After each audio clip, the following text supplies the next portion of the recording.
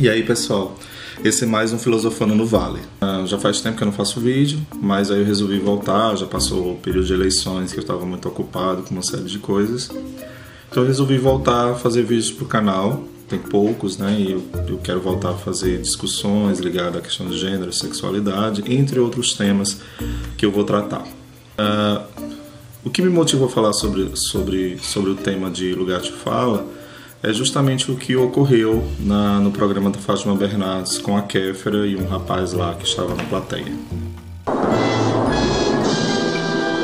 O sentido não é dizer se a Kéfera está completamente errada, se ela está completamente certa, ou defender o rapaz, nem nada disso. Eu acho que é pegar esses elementos do que aconteceu ali de modo específico e tentar entender uma questão maior. Eu vi muitos vídeos falando muito mal da Kéfera, de pessoas detonando de maneira desrespeitosa o comportamento dela, e também outros vídeos tentando ali colocar a situação de forma de que a Kéfera está completamente certa, ela fez a coisa certa. Eu acho que a ideia não é ir para esses extremos de total defesa ou ser totalmente contra, né?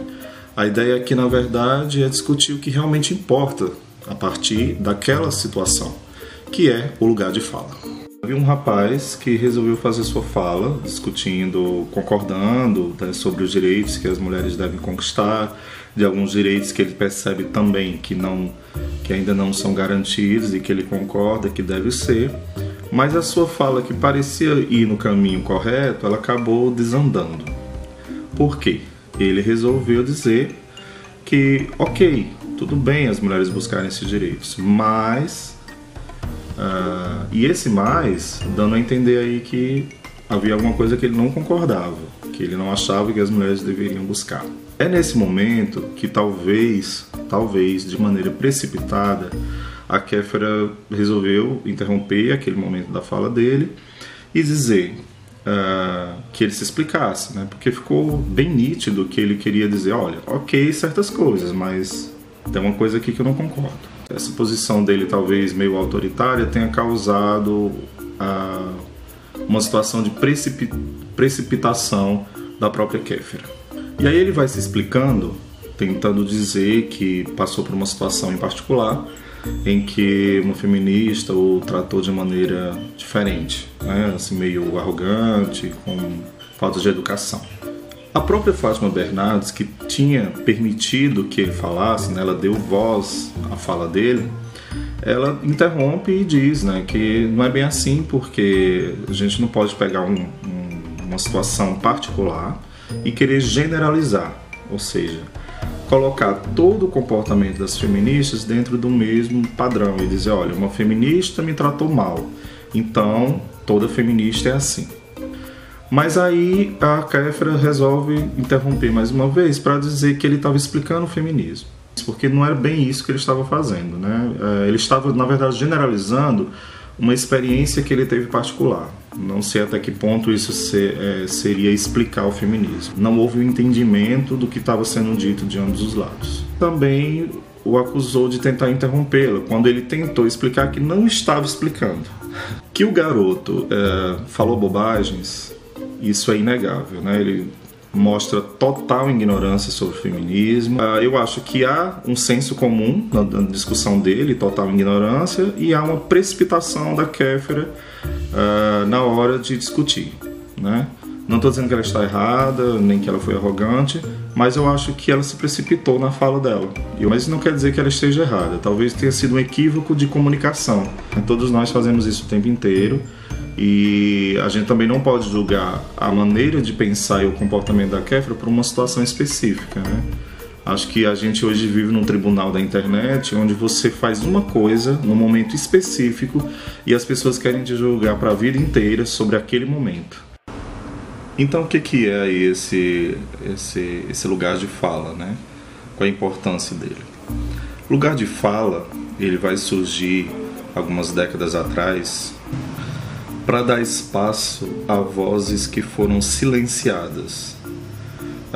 Porque durante muito tempo, né, as minorias elas não tinham espaço para falar e sua fala não era respeitada. Falava no lugar dessas pessoas eram justamente as pessoas privilegiadas da sociedade. Era o homem branco, heterossexual, de classe média alta, que dizia o que era necessário ou não, que pauta se defender, etc. E se sentia a necessidade de que pessoas que não tinham voz na sociedade passassem a ter. Então, no caso, as minorias, né? Os negros, os LGBTs, as mulheres, os deficientes físicos, entre outras minorias. Mas quando se pensou nisso, foi justamente alargar o espaço de fala para que outras falas pudessem se posicionar, pudessem ser ouvidas e respeitadas dentro das suas falas. Muitas pessoas têm usado o lugar de fala de maneira incorreta, ou interpretado o lugar de fala como lugar de licenciar, como lugar de silenciar outras falas. De maneira alguma, o lugar de fala é um lugar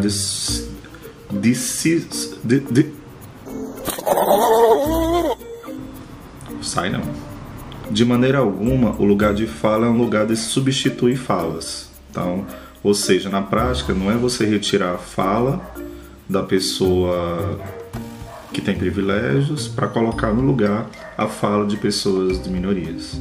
Não faz o menor sentido isso. O lugar de fala é justamente o contrário. É você pegar, alargar esse espaço que tantos os homens brancos héteros têm para falar e são altamente respeitados por isso, e alargar esse espaço para que outras falas entrem nesse espaço de respeito e de valorização da fala.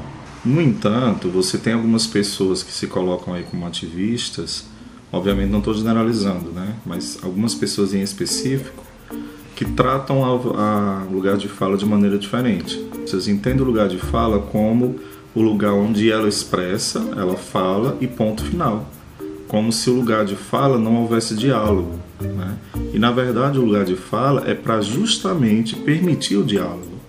Para existir diálogo é preciso ter várias vozes. E não só vozes que tenham o mesmo pensamento, mas vozes discordantes, para que a gente possa no diálogo entender quais são os pontos distorcidos e desconstruir esses pontos. O lugar de fala ele deve ser para todas as pessoas, né? Para que elas se posicionem, analisem as coisas a partir da sua perspectiva de vida e traga para o debate, para o diálogo, essa perspectiva. É preciso fazer duas diferenciações importantes. Uma é que lugar de fala não é a mesma coisa de representatividade. Porque quando a gente fala de representatividade, a gente está falando da pessoa que tem aquela identidade, tem aquela característica que a torna minoria, e só ela pode falar sobre essa representatividade. O que é realmente esse lugar de fala enquanto representatividade? É quando a pessoa que é minoria, ela se utiliza desse lugar de fala para falar do que é sofrer preconceito. Então só uma pessoa negra pode usar o lugar de fala para falar do sofrimento de passar pelo racismo. Uma pessoa branca jamais pode fazer isso, e se ela tentar fazer isso, ela realmente está usando o lugar de fala dela de maneira inadequada. E isso serve para a questão do feminismo, da questão da condição da mulher. Só as mulheres podem falar sobre isso, em termos de como é ser mulher numa sociedade machista. Só os LGBTs podem falar como é ser LGBT numa sociedade transfóbica, homofóbica, etc. Isso é representatividade, e o lugar de fala é usado para tratar disso. Mas uma pessoa que não é da minoria, ela também pode tratar desses temas, mas não falando da experiência de como sofrer preconceitos, porque ela não sofre esses preconceitos. Mas ela pode falar da experiência de estar numa posição de privilégio e enxergar a partir dessa posição essa condição de discriminação. É necessário que essas outras falas existam, né? Até porque para promover um debate, um diálogo, um enriquecimento desse assunto, do conhecimento sobre esses assuntos, é necessário que várias vozes possam vir à tona. Mas não necessariamente o lugar de fala é exclusivo para a representatividade. E eu acho que é justamente isso que algumas pessoas ativistas confundem. Ela vê uma pessoa branca falando sobre racismo, ela diz, ela está falando no lugar do negro. Não é bem assim. Às vezes acontecem sim, e a gente tem que cortar esses comportamentos, mas a questão não é essa. A questão é que o lugar de fala não é exclusivo para a representatividade. A questão é que o lugar de fala, ele tem que ser de todos, mesmo que a pessoa não seja das minorias, né? Não faça parte das minorias. Porque ao usar o lugar de fala, não significa necessariamente que ela está representando alguém. Agora, lógico, a partir do momento que ela usa esse lugar de fala, se ela começa a colocar posições do tipo eu não acho que existe racismo no Brasil, o que essas pessoas falam é tudo mimimi, se ela usa o lugar de fala dela para tentar se colocar no lugar da minoria, tenta falar, desqualificar, né, na verdade, o movimento, ele já está usando o seu lugar de fala de maneira inadequada. Por quê? Porque está tentando justamente falar no lugar das minorias. Isso é que não pode. O lugar de fala não é um lugar exclusivo para um grupo específico, né? O lugar de fala, na verdade, ele deve agregar vozes, posições e visões diferentes, para que se estabeleça um diálogo. O que nós, minorias, podemos fazer quando a gente vê uma pessoa na condição de privilégio se utilizando de forma inadequada do seu lugar de fala, né? Ou seja, tentando falar à frente, no lugar das minorias. A gente deve justamente rebater a partir da nossa perspectiva de lugar de fala e esclarecer, né? Esclarecer as posições, os conceitos envolvidos e mostrar que essa pessoa está errada ao fazer isso, ao tentar representar um grupo da qual ela não faz parte. No final das contas, o lugar de fala é um lugar de debate. Essa discussão do lugar de fala, ela também entra numa questão legal, numa questão de direitos, e entra na questão da liberdade de expressão. Lembrando que liberdade de expressão não é só dada a quem tem o direito de falar o que pensa, embora tenha algumas ressalvas aí, mas também de ouvir uma resposta em relação ao que você disse. É liberdade de expressão você dizer o que você pensa. E é também liberdade de expressão você ouvir uma contrapartida. Tanto o lugar de fala quanto a liberdade de expressão vão estar aí trabalhando com várias vozes e posições discordantes. Então não há a mínima possibilidade de se exercitar um lugar de fala se não permitir as várias falas possíveis. Um exemplo claro, eu vou dar um pouco da minha experiência como professor. Na época que eu dava aula para o ensino básico de modalidade regular, eu me deparei com muitas situações que havia racismo, que havia homofobia, que havia principalmente questões de machismo. Eu não podia simplesmente me calar em relação aos casos de racismo, de machismo que havia nas escolas, né? Então, mesmo sendo branco e não sendo mulher, eu tinha que me posicionar em relação a isso e promover um diálogo, né, onde os próprios alunos pudessem conhecer um pouco mais sobre o feminismo, conhecer um pouco mais sobre o movimento negro. Quantos adolescentes não fazem a mínima ideia do que é o feminismo, e eu tinha que realmente explicar. E como é que eu fazia isso?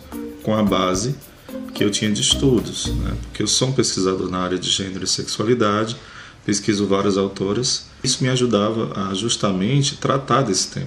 Em nenhum momento o fato de eu estar ali tratando desses assuntos com os adolescentes, eu estava me colocando no lugar de uma mulher ou no lugar de um negro, né? Eu acho que existe essa distinção importante sobre o lugar de fala. Eu estava utilizando o lugar de fala, mas não como representatividade. Ou você acha que eu deveria esperar que em algum momento aparecesse um professor negro que resolvesse falar sobre racismo, ou aparecesse uma professora que resolvesse falar sobre o feminismo? Na verdade, eu estava abrindo espaço para que houvesse justamente um lugar de fala dentro da escola, para que esses alunos pudessem construir um lugar de fala deles. E de fato isso aconteceu. Provavelmente em um outro vídeo eu cheguei a falar um pouco dessa experiência de maneira detalhada. Mas o que importa é entender, né? O lugar de fala nem sempre vai ser o lugar de representatividade, certo? A representatividade é quando a minoria se utiliza do lugar de fala.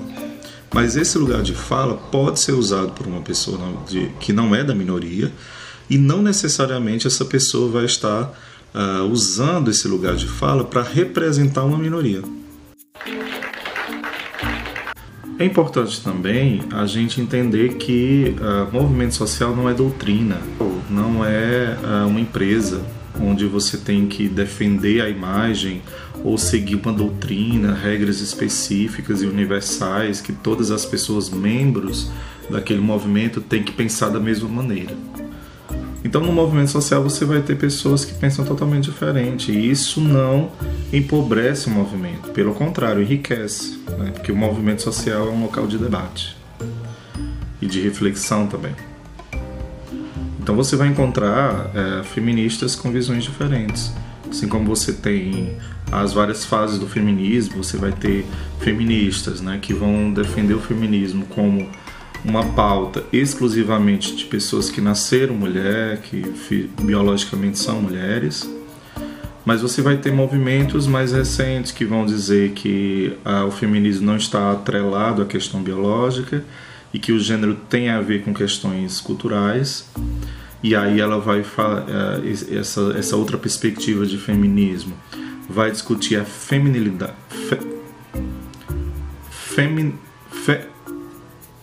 isso aí que vocês estão vendo na tela. E porque vai se entender que o feminino, né, como aspecto social e cultural, ele está presente na sociedade, independente do corpo biológico da mulher. Então você vai encontrar LGBTs, por exemplo, transexuais, travestis, que vão trazer uma outra perspectiva desse feminino. E que o machismo, né, ele vai justamente buscar controlar aquilo que é feminino, não só a mulher em termos físicos e biológicos, mas tudo aquilo que represente esse feminino. Por isso você vai ter uma discriminação maior de um homossexual afeminado para um homossexual não afeminado. É por isso que você vai ter uma discriminação maior em relação a travestis e transexuais, porque essas pessoas elas acabam transitando entre os gêneros e buscando na feminilidade uma outra expressão, né?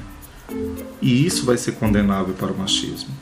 Por isso, algumas vertentes do feminismo vão dizer que as pautas do feminismo vão além de uma questão biológica da condição da mulher.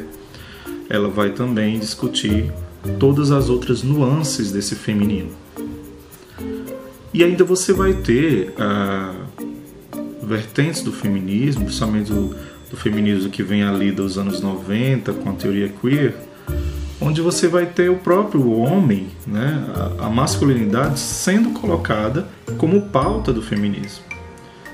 Justamente porque se quer que esse homem faça uma crítica sobre a sua própria imagem, sobre o que ele é enquanto homem, sobre a sua posição e seu lugar de fala. Então, essa discussão desse feminismo vai além de discutir qual é o papel da mulher, qual é a condição da mulher na sociedade, o que ela deve buscar e conquistar. Também vai pôr em xeque a própria masculinidade. E aí essas vertentes de feminismo vão buscar, vão chamar, vão convidar os homens para discutir o seu próprio machismo, para discutir a sua própria masculinidade. E eles precisam, então, do seu lugar de fala enquanto reflexão. Por isso que é necessário também escutar esses homens, mesmo sendo machistas, mesmo sendo falando que não devem, falando bobagens, é necessário ouvir como eles pensam para que a gente possa construir um diálogo e uma desconstrução desse lugar de fala. Tudo bom, querido?